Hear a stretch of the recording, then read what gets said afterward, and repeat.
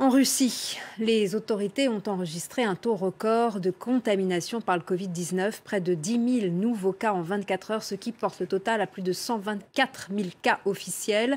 Et ces chiffres alarmants pourraient être encore largement sous-estimés. La fiabilité des tests et la prise en charge des malades soulèvent de nombreuses questions dans le pays.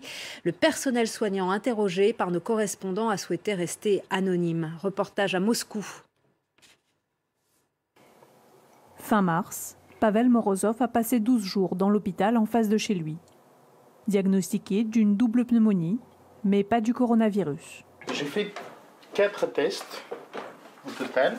Donc moi j'ai eu les résultats d'un seul test que j'ai reçu lorsque j'étais à l'hôpital et en fait qui était négatif.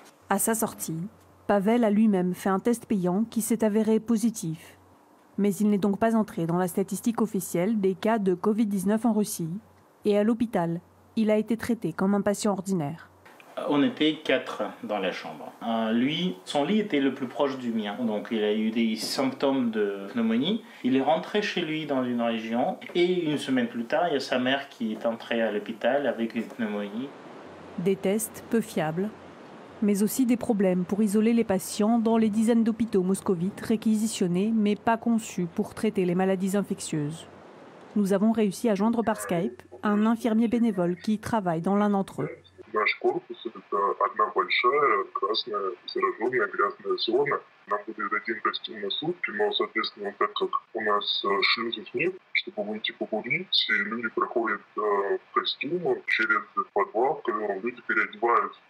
Face à l'urgence, les autorités moscovites construisent cet hôpital de 800 lits. Selon un médecin qui opère dans la partie déjà mise en service, les conditions y sont nettement meilleures.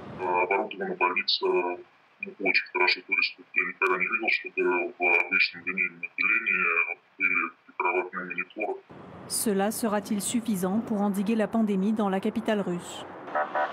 Même si elle reste rassurante, les autorités s'inquiètent de sa courbe exponentielle.